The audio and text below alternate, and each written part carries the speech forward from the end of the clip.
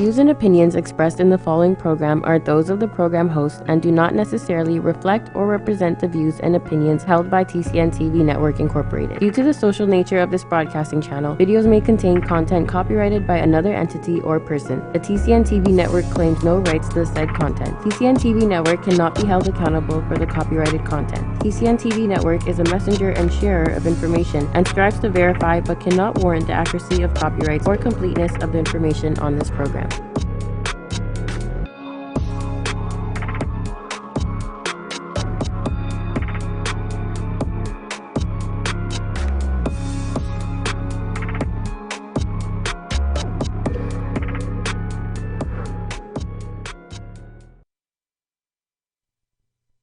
Welcome to Shaping Life, where we discuss all things health and we connect with the right people and the right information to set us on a path to being our best selves.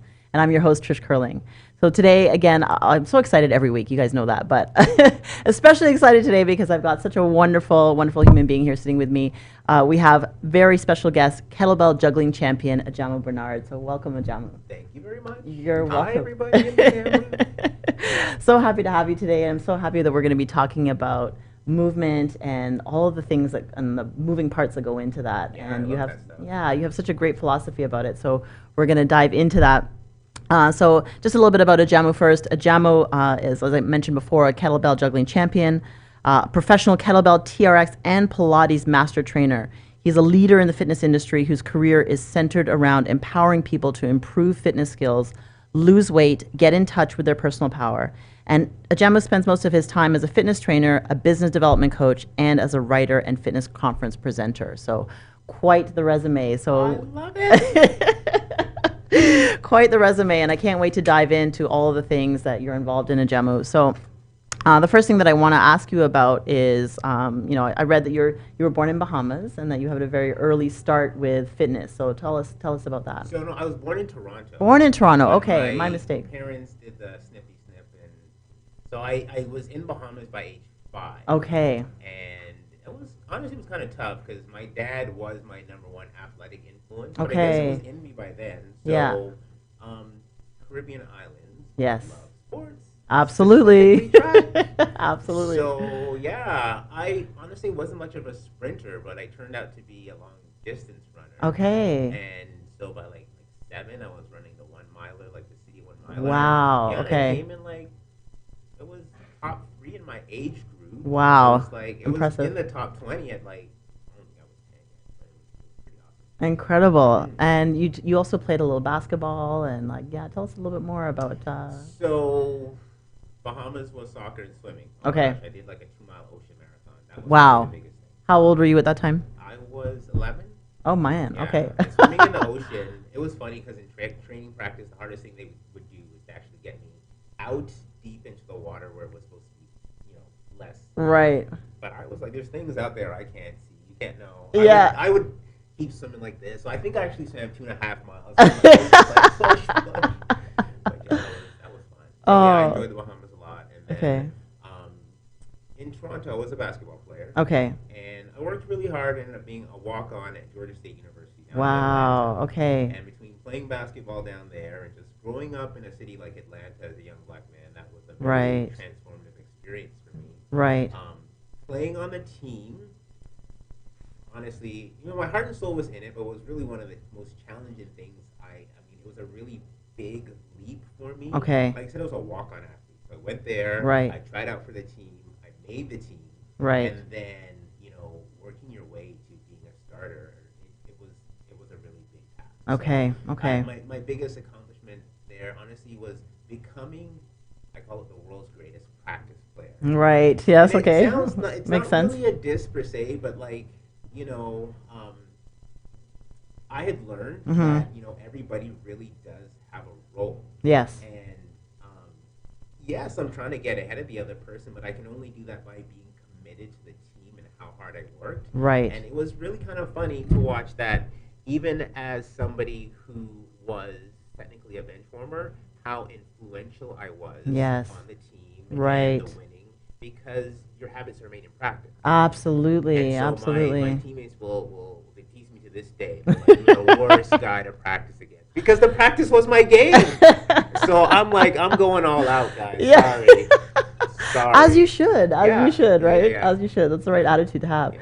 And so, kind of, I would say then even that attitude went into your corporate experience too. You have a large amount of corporate experience. So, can you talk to us about that? Yeah. So when I finished, I did my master's, and after a couple of jobs, the one that I settled on the most was at Motorola in California. Okay. And I can truly say that my leadership skills, I have a tendency to go into something really, really hard. Okay. And, at that point in my life, sometimes it was often more of a tunnel vision type of thing. Right.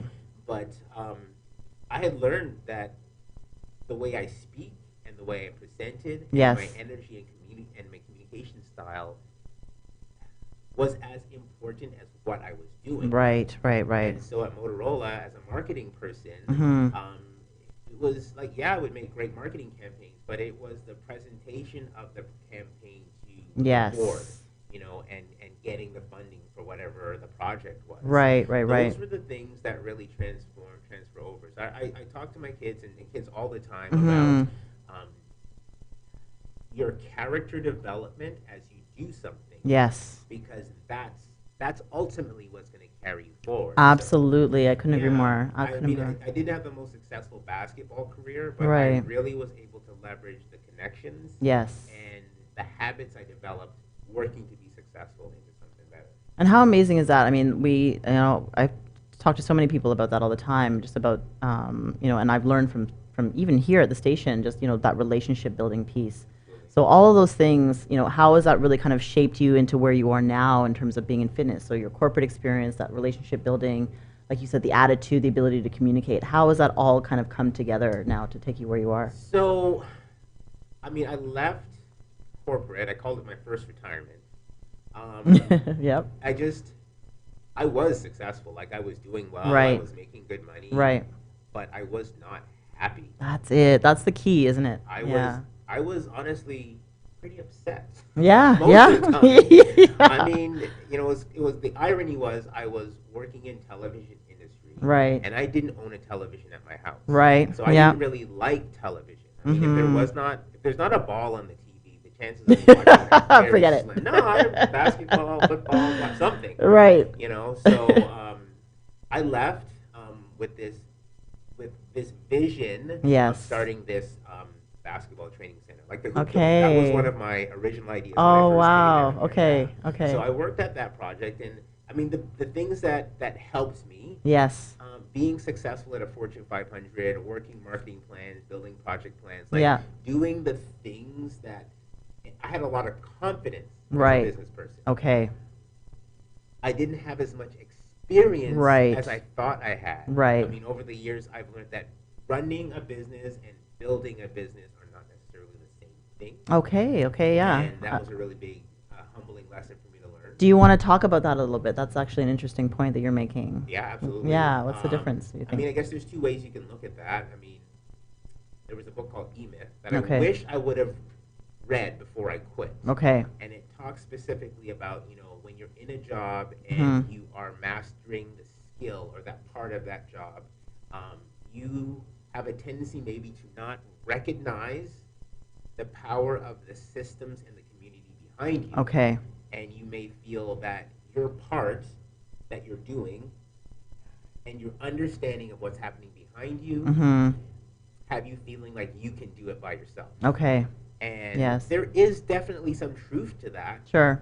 But it's a business is a collection of systems. Right. And you've got to understand not just how to run the systems. You got to be able to build it Right. for you and what Right. you're trying to accomplish. Right.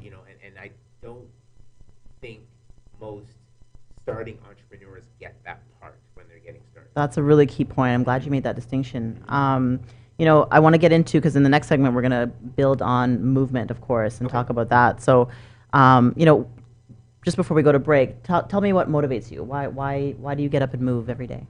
Whoa. Big question. Honestly, life itself really does inspire me. I really do feel like I've been really blessed and gifted. I've had I mean, everybody has a challenging life, but I can't look at Absolutely. mine and be like, so I have nothing really to complain about. Like, I feel like I have a high level of intelligence. My body's a gift. My understanding of how things work. Yes. That's one of the big, I see things and recognize things Right. and feel things. Right. So I guess for me, it was really a blessing that at such a young age, I realized that I had my power in the wrong place when I Right. was in corporate. Right. And Right. so I knew to leave. And it's been a journey building myself to that point where I feel really, really powerful. Yes. But what gets me up is I feel like I can inspire people to live from their talent. I love it. I love it. We're going to expand on that and talk about movement when we come back from our break on Shaping Life. Are you retiring smart? Make your home's equity work for you. With your home's equity and our 30 years of experience, the Retire Smart Properties team can help you achieve the quality of life you've always wanted. Our services are 360 degrees. We'll give you advice, take care of staging and selling, and help you find the perfect home and community to transition to. It's time to enjoy the retirement lifestyle you deserve. Visit our website today to learn how you can use your home to retire comfortably. The Retire Smart Properties team, powered by RE/MAX West. At Benjamin Law, we understand the real cost of personal injuries.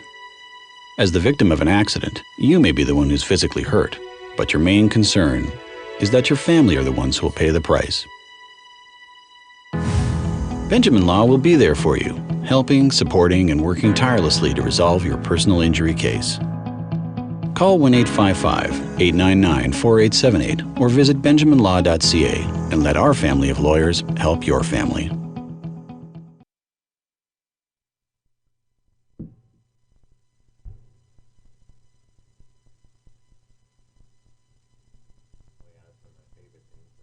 Yeah. I was like, he's getting a good release. I get teased all the time because I literally spend half an hour each workout on. Yeah. I have like multiple rolling devices. Me too. I have my little baggie though. Yes, I have small ones, medium-sized ones. I have a Dharma wheel, which is really hard to find right now. Yes, which I is have a one. Yeah. blessing of a Yeah. shape. I'm Absolutely. Like, why is this thing hard to find? So I really want to talk about that video. I snagged that off of your Instagram because I thought that's so key in leading into leading into movement and how we can actually unlock and unleash our ability to move well. So in that particular post, you said, rolling the stress and strain of exercise in daily life is such an important part of the layers of mobility. So can you expand on that? Tell us about what you're doing there and expand on that, please. So in that video, I am basically rolling up my hamstrings, Okay. Which is a muscle everybody's familiar with, and everybody's familiar with how tight it is. Right. And people love to say, I'm going to stretch my hamstrings, I want to lengthen their hamstrings. Right. So, I don't know, in a nutshell, okay, so I'm trying to coin some terms. So Yes. one of them is fitness skills. Okay. And like a fitness skill is the ability to do something in a way that carries over into anything else. Right. So like in yoga, for example, like being able to hinge forward with straight legs, right. that's a skill. Like there's a certain set of Absolutely. muscles that have to line up, and it's not, you and I know, it's not just the hip muscles. Your Right. feet have to do a certain thing, your hips have to do a certain thing, your back has to do a certain thing. Right. And so those are skills. Right. And that skill would allow me to run faster or stretch deeper. Love it. Right? Yeah. So that's the big part of what I'm doing. So in that video, so when I teach and I do mobility or any exercise with people, Yes. I take them through layers. Right. Okay. So like a layer that I teach is called breathing. Okay. Right. Good. Another layer is called fascial rolling. So in fascial rolling, I'm trying to get the muscle fibers. I guess the best way to say it is you're trying to squeeze old juice out so new juice can come in. I love that, actually. I've heard some other ways of explaining it, but I really like that. And that's so important because I think, we were talking about a bit outside, just about how important this is, Yes. the myofascial release. So, yeah, continue. So yeah, so I mean, the fascia as a connectivity stream, Right. it goes through the entire body. Right. I guess, okay, take it a step back. So when I look at the hamstring, Yes. I do not see just the hamstring. I see a part of muscle that goes from your backside to your heels, Right. and from your backside up your back to the top of your head. Right. So in movement, we call that the back line. It's Right. a line of fascia that runs. Okay. And your body is just designed like that. Okay. Yeah. So that fascia, we talk about it when we're stretching. Mm-hmm. But if I was to do an exercise, people think, oh, you're working the muscle. No, the fascia is doing that too. Right. You know right. what I mean? So I think thinking more integrated about what the movement is Nice, and okay. how it works is the best way to deliver the layers. Love it. And when did you begin to realize that, movement was, a variety of movement was integral to your personal development and to how you teach? Like, when did you really realize that? So my lifting has been an evolution. Mhm. When I was younger, like basketball was my sport. Right. I started lifting weights at around 17, 18. Okay. Primarily because the basketball team introduced me to it. I didn't have a choice. Right. It didn't take long for me to realize, like, oh, I need this. Yes. I was like, I don't know, 5'8", 5'9", Yeah. 155 pounds. Right, Like, okay. The starting point guard was 200 pounds. What? You want an interesting story? The starting point guard is Coco Golf's dad. What? Really? I know Corey. Yeah, it was kind of crazy. I'm like, and my teammate told me about Corey a long time ago. He says, Corey's daughter is really good. She's going to be in Wimbledon. That's I'm like, crazy. Travis, what? For Where's real? Corey coaching his dad? Oh, look at this guy. That's amazing. So, like, this is what I had to deal Yeah. with. That's what I had So to you're like, deal I'm with. lifting some the weights guy then. who produced a Wimbledon champion Wow. was who I had to cover. So, I mean, I got into lifting weights, and it was really important. And that kind of continued until I left my corporate job and I Okay. came back to Toronto. Okay. Right. So that was like a big transition in life for me. Yes. So when I was here, the first thing I found was yoga. Ah, And I okay. started yoga around 27, 28. Okay, okay. That introduced me to breathing, Right. to the layers of meditation, Right. the layers of mobility. Right. And I still am a very hardcore yoga Okay. practice. I don't teach yoga. I'm not certified Right. yogi, but 15 years. But So wow, a lot okay. of length and breathing, and I fell in love with that. Around that same time was when I was learning about kettlebell lifting. Okay. And So everything get- was already coming together. Like, it was just really coming yes, to you. Yeah. like this is like a journey that I didn't plan. I'm just like, what? I'm just Isn't that picking life? up the pieces. I'm like, what's going on? So I guess like my intensity Yeah. turned into kettlebells. Like I literally, this is what happened. One day I loaded up the squat rack. Yeah. And I was like, I won't do that. Yeah. I just didn't want to lift the thing anymore. Yeah. Anyway, long story short, I found somebody and it started like going at kettlebells. Okay. And so I was kettlebell cross training style. Like I was an RKC. I trained with Okay. kettlebell all the way back in 2005. Okay. So that was my way. I don't remember exactly when I started flipping it. Okay. So I started doing this flow juggling Yes. thing. Yeah. Yeah. Along like 2010 if I'm on stage in 2010. Yes. That means I was doing this thing in Yeah, 2008. I'm not going to get yeah. on stage and throw a 24-kilogram kettlebell. And just start whipping it around. Right. Like, it was 10 minutes. So, like, I'd been doing that for a long, long time. Okay. Okay. It partly came from, like, I could see what was coming in that. In kettlebell, I have contributed a lot. I haven't Yes. always done a great job of saying, this is mine, this is mine, this is mine. Yeah. So I know I've been a really big influence on a lot of people, and I could see the competition coming. Right. And so part of me was like, I need a way for people to understand why I say this is better. Yes. You know, Okay. and if you look at the history where it comes from, like I've worked really hard to develop the kettlebell samurai method as a thing. Like it Right, is 12 right. years old for a reason. Right. you know? Right. So, anyway, so yoga and kettlebell work together in terms of making me strong and helping me relax. And then the final piece were these two things. So Mhm. I learned how to roll. Yes. And there's a science to that, and I've taken courses and studied that. And then I learned to practice Pilates. Yes, And which we're going to those get into. I so can't two wait for you to things talk put all about that. together. Yes. Oh, incredible. So let's just take a moment to say that Ajamu was amazing. He brought me these 2 myofascial release balls as a gift. So And Tricia thank- says all of her guests should bring her from now on. You just totally sold me out. No, they should. You can't come to the party long-hand. Right? This is good Thank you stuff. for- thank you for the gift. This is This is a amazing. blessing for me to be on this show. Who's going to have me on TV? I mean, I got like 2,000 Instagram followers. Maybe I get a couple 10,000 more. You know. I love it. I'm so appreciative. I mean, we were talking to, I think you mentioned that, you have your little bag Tricks. of release tools, and that's me too. I take it out of my gym bag, and I've got all my little tools in there. The trunk of any trainer's car is a serious thing. Exactly. I said to somebody the other day, I have a kettlebell in my back seat. They were like, what?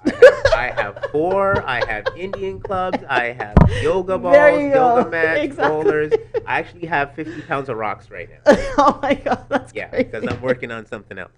That's crazy. Well, we'll have to have you back on to talk about that. I'm looking forward to it. So yeah, this is great. So again, I thank you so much for this. So let's quickly talk about, you touched on it a little bit, that marriage between mobility and strength. Yes. So can you kind of expand on that a little bit? You can't have one without the other. Right. It's just not possible.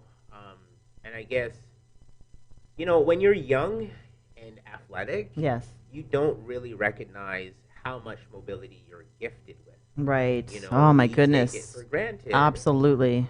And so I guess there's 2 ways to kind of look at that. So sometimes when I'm talking to somebody, they're like, oh, I can't do this. I'm like, well, you were born able to do that. Yes. Yes. The point where you're at right now, feeling stiff and unable, you learned that. Right. So when I'm Right. teaching you mobility, it's nothing new. Right. You just have to remember. Right. You have to let go of all the stuff that you learned before. Ah, That's ultimately what absolutely. it's about, right? Absolutely.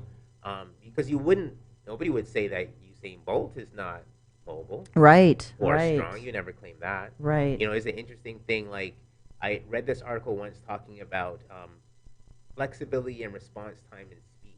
Okay. And those who ranked highest as Olympic athletes were the powerlifters. Right? Think of how much power they have to come up and how Yes. deep you have to drop into a pool. Yes. Yes. That is a deeper squat than half the people do in the gym. That is and so they've got to true. bounce out up to that. That is so true. Right? So we look at runners only for like that balance, but it's everywhere. Yes. So Yeah. mobility and strength are skills that are tied. I love it. I love it. When we come back on Shaping Life, we're going to be talking a little bit more, and I can't wait to show some of the videos of your juggling skills. So we'll see you soon on Shaping Life.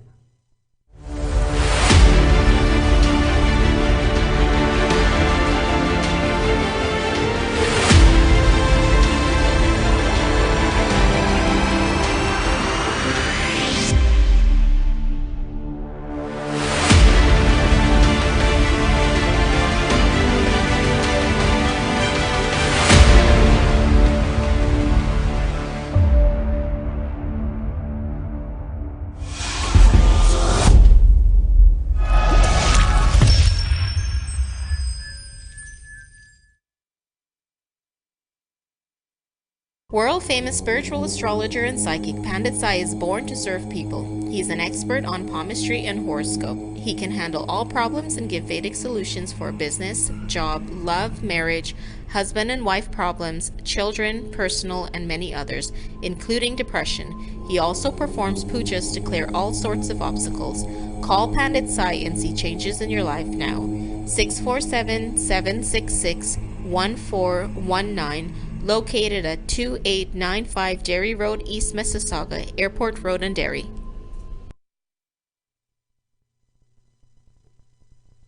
This is Germany. Oh, yeah, this is a different one. This honestly was my favorite one. It was. Okay. Yeah, because this was the hardest one. This was the first one. So this is Wow, the look one at that that. really made me decide. So at this point, I met my coach twice, Okay. and she showed me stuff, but Wow. all of this stuff is actually not necessary in the show. But, you don't get points for it, but I'm like, I'm just gonna do it. I can't do stuff like. If I'm gonna do something, I'm gonna do the thing. Exactly. Do the damn thing. Do the damn thing, man. What's going on? Well, I like to. I think we have another clip as well of the very first time when you went on stage in 2010 in Coburg. Oh yeah. So hopefully we Shout can. out to Dave Avery. All right, Dave Avery. Yeah, Dave Avery. so he was like a graduate of the course. Okay. And he had seen me do it. I used to teach it in. Okay. So you go to my YouTube to the section of my old course called Secrets Yeah. of the Dragon Slayer. Yeah. I used to teach prepping to juggling because Oh, I knew okay. people would want to do it. Yeah, That's why yeah. all my old graduates do all this crazy stuff. Okay. There was a time if you come to me and you have strength and you have a little bit of kettlebell experience, I can take you through the roof. Oh, man. So when more athletic people would come, like these are like guys who've been lifting for 10 years and they're athletes, and so I don't have to build a set of endurance, or you have an understanding of base fitness. You have an experience in it. So it's easier for me to take Of course. So that's what, you know, so, but yeah, I used to teach the juggling stuff right away. Okay. So Dave had seen it, and he was like, dude, you got to come do halftime. That's wicked. So, and there's a distinct difference between, you know, even what you're doing there, and there's a routine. Let's, if we can show that as well. Where you won gold. This is a routine that won gold for you. This is Coburg. This is Coburg. Okay, so this is 2010. the first one. Yes. Yeah, this And is then- the first time I did it on stage. Okay. Right, and so like I honestly didn't know the rules of juggling, so I was just doing the funky stuff that I would practice and teach on my own. Like I did sit down and try to put down a routine. Right. I hope we go to the flipping stuff. So, this is that's a 24 kg, and at the time I didn't know that all you had to do was juggle 16. But this is like that's the foundation of kettlebell flow. Okay, and then so this is the difference. This is the one that brought you gold. Yes, the juggling. So Look at that. And so by the time I got is to here, I had spent a few years with my coach. Yes. And I understood that everything that I had been doing before was not necessarily, not that it was right, because it was fun, but it wasn't to the standard that would win you anything. Right. So when we talk about like kettlebell, and people say, well, I do kettlebell, like what's the difference between kettlebell? Like there's kettlebell cross training and there's kettlebell sport. Right. And so talk about the difference between those two things, kettlebell training and kettlebell sport. Okay, so kettlebell sport has 3 classic lifts. Well, there's 4 styles in there, but there's 3 classic lifts. So there's clean, jerk, snatch, and they're the same lifts that you would see in Olympic sport. Right. And it's about lifting the weight for 10 minutes, and you're trying to maximize the number of lifts. So that's fine.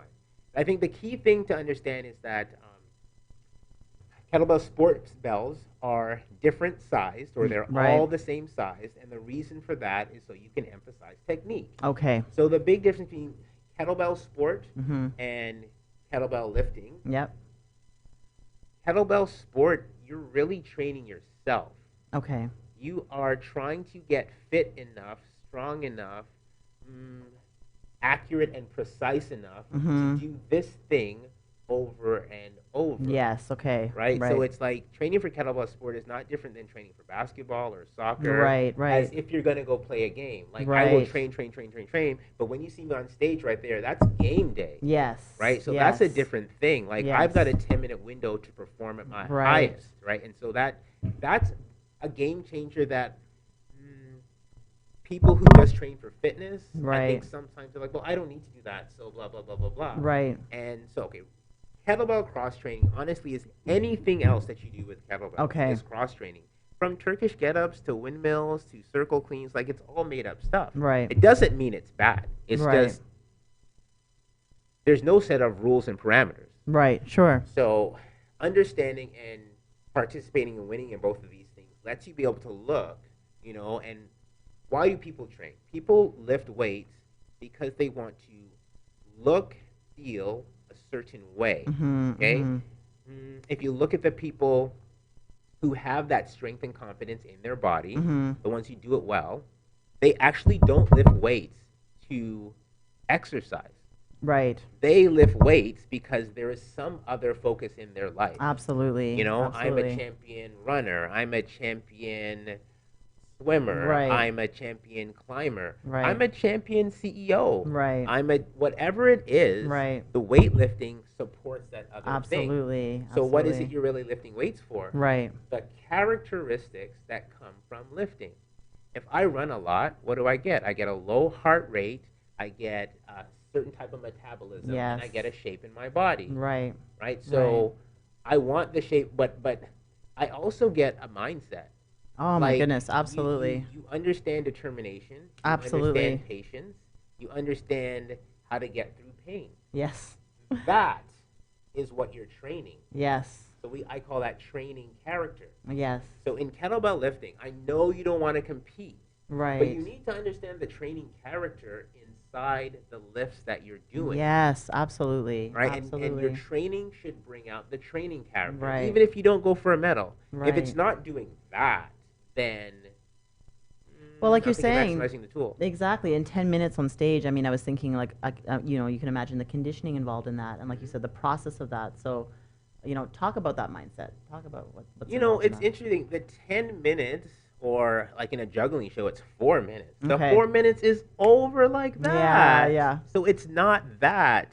Like that is fun. That is the culmination of everything you Right. train for. So for me, one of the big differences was, so when I first, I drove to New York to meet my coach. Okay. My coach, Oksana Nikapour, she's an 11-time kettlebell juggling champion. Wow. Yeah, she's amazing. Wow.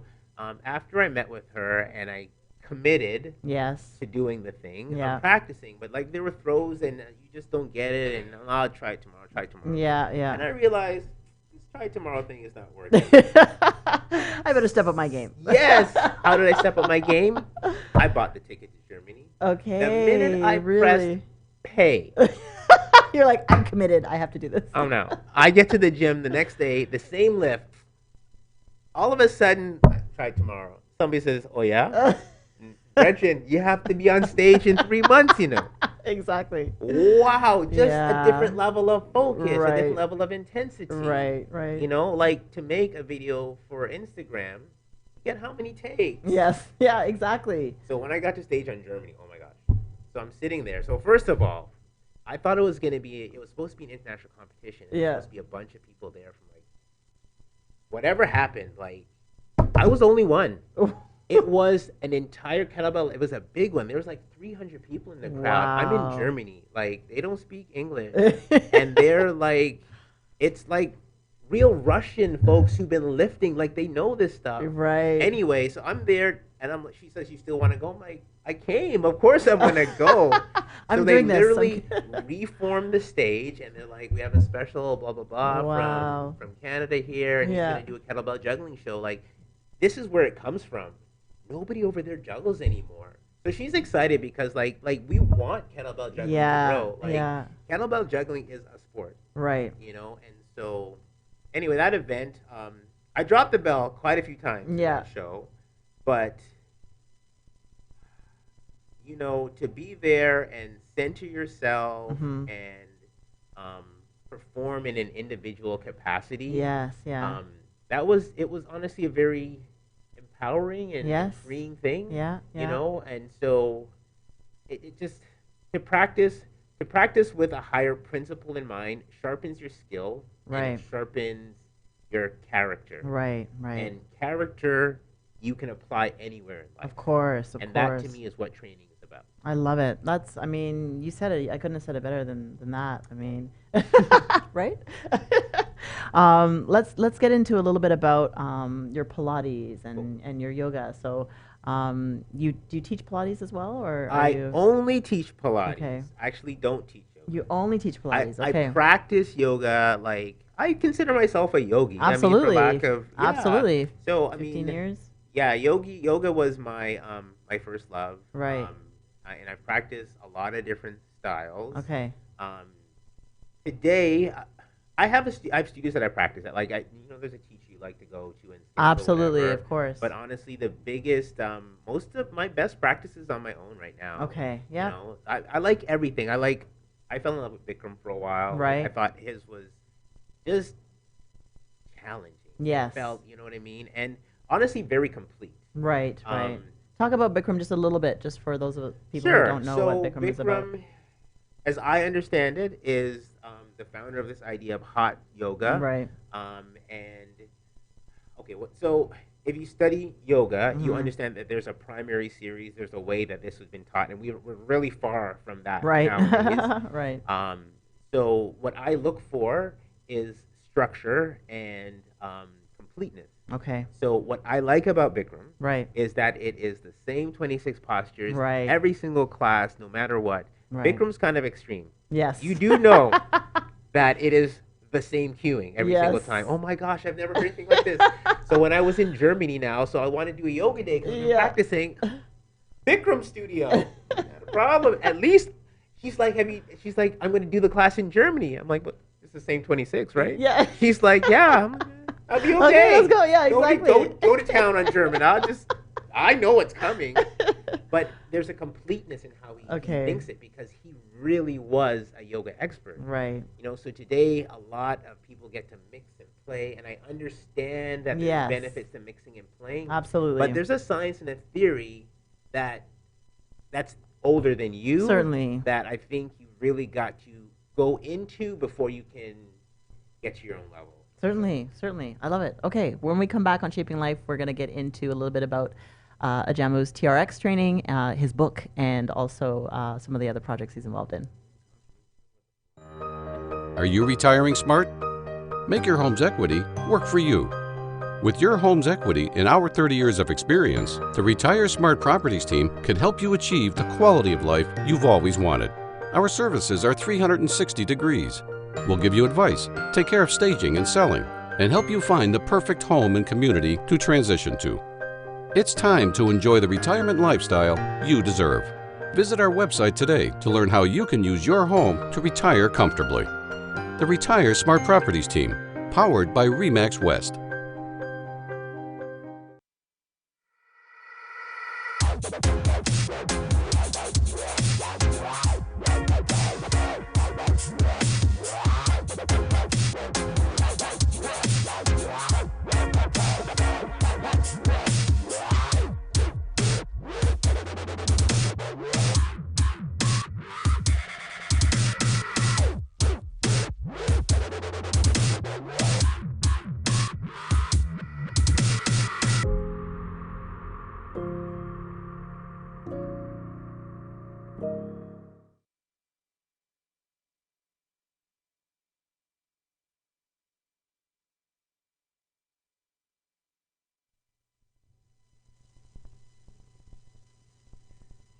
Tony, that's Tony's house and Tony's Reformer. Okay. Oh my gosh, I love Tony and his Reformer. That's a Graz Reformer. Oh, That's a get great out. one. Okay. So that I thought was really cool because you're on the Pilates Reformer. I don't know a lot about Pilates, so I'm really interested in hearing about that. Even though I said we were going to talk about TRX, but let's dive into Pilates. You know, you have this interesting thing as well that I saw on your Instagram about moving the Reformer movements onto the mat. So that's so interesting, and I think we have something that we can show that as well while you're talking with us about. So, I guess in a nutshell, so I've spoke about yoga, how much I love it. Yeah. What I love mostly is the breathing and meditation. Okay. Like, and I think that's the essence of what yoga is. Right. So for me, as somebody who, as a trainer, Yes. I consider my results, like, that's my job. Right. You know, I'm an artist, and my job is to get them whatever the result may be. Right, right. And sometimes they don't necessarily know everything that I'm trying to bring to the table. Yes, but of there's course. there's a specific I have to be able to get someplace. Right, right. So whereas yoga's meditation, Right. Pilates is exercise. Okay. You know, it's just straight exercise. So like a brief history, like the gentleman who invented Joseph Pilates, Right. was a boxing coach, a wrestler, a gymnast. Mhm. Like he was an old German guy. Mhm, So sometimes mhm. people walk in and they think Pilates is flu thing. I'm like, I mean, you can introduce me to a flu German guy from 1930. Yeah, exactly. Let me know. So like the things like the Reformer were invented during Right. World War II, and the Mhm. reason you have springs is because the only thing that they had were the beds from the war beds. Ah, okay, So okay. there's a history. I guess the biggest thing to understand about Pilates is that the movement skills that he's teaching there Mhm. were meant for athletes, soldiers, and fighters first. Okay. So if ballet instructors and people grabbed onto a latched on and make it feel like that's what it is, Right. it's just because they're different versions of athletes. Like, Right. Like ballet dancers are very, very precise athletes. Absolutely. If anything, absolutely. they were just smarter than a lot of the other athletes. They're like, wait a minute, this thing really, really works. Right, right, You know what I right. mean? Like, why didn't the soccer players and the basketball players and the wrestlers catch on to it? So I mean, it's more credit to that segment for figuring that Yes, out. yes. So what Pilates is, Right. in a nutshell, it is the art of deep core training. Okay. Yeah. It teaches you specifically what core muscles to use Right. to control your spine and your limbs. Yes. And so once you understand how to do that, then all moving becomes different. Right. Right. It's like, it's like, let's say you were born speaking English, and now I move you to Spain, Right. and it's gonna be weird for the first 6 months. Right. But one time, like, you're practicing, you're studying, and then all of a sudden it just kind of clicks. Like, Yes. and you're fluent. Yes. That's a whole new world. And when you come back over here, Right. this is a whole new world too. Right. Right. Even though you're not speaking Spanish over Yes. here, because So that core development that you would have built with your Pilates practice or your Pilates work then obviously translates. I call them fitness Skills. Okay. So in Pilates, the specific skills are scoop, Okay. how to pull your belly button in, Okay. right? Perch, Okay. how do you activate your pelvic floor, Right. which I would offer to you goes from your glutes Yes. right to your heels. Yes. That's okay. your whole, like, your leg is part of your pelvic floor. Okay. Why do you say that? That's interesting. Okay, so as we evolved as a species, Right. like, we still keep traits of every single level of evolution. So we have traits from the cellular development, Right. traits from our reptile, like, and how these traits show up in the shapes of how we do things. Okay. If I cut your arms and legs off, like, and somehow you could stay alive, and I would Right. say move, you would move like a worm, Right. right? Right. And so in that, you know what I mean?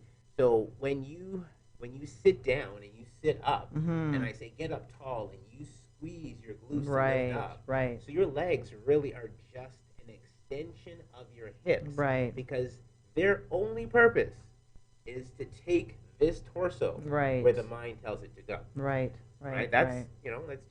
that's just Makes what it sense. is. So yeah, Yeah. legs are pelvic floor. Okay. Right?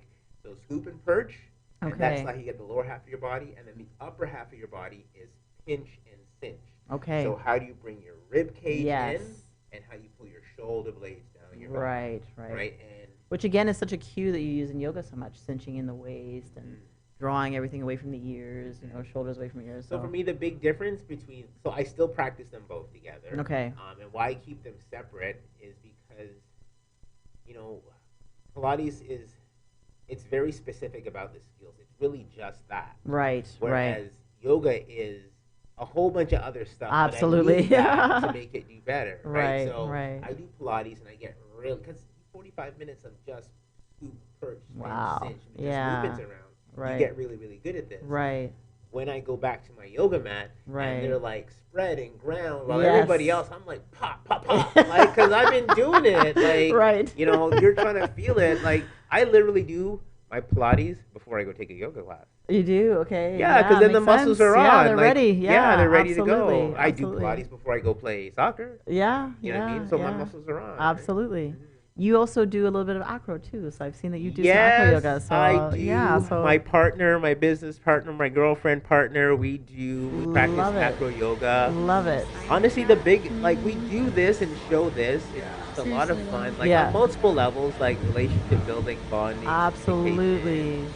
But we have this thing that we're bringing out next year called partner stretching, Okay. which we really do believe is something that couples, families Love need it. to bring into themselves. So, like, before we do this, like, Yeah. we have this warm-up series where, Yeah. it's sometimes we're climbing all over each other, but really, Well, we're, naturally. like, pushing and twisting. It's a Yeah. really interesting dance. So Nice. yeah, I look forward to, like, bringing that out next year, because, like, so I have, like, a lot of my clients are in relationships, and I've had Yes. some for a long time, and one in particular, I've watched him be single and watched him date, and then Yes. watched him get serious, Yes, yes. and, like, watched him, like, because we have great conversations, Yeah, and yeah. I talk like this to him, Yeah. and so Jim, I'm trying this lift. Oh, I'm lifting like this. So it's been honestly such a blessing for me to watch him evolve Nice. as a mover. Yeah. And yeah. now he's doing partner stretching with his girlfriend. Oh, It's incredible. their Sunday night thing. I love it. I love it. He's like, she's getting fitter, and they're Yeah.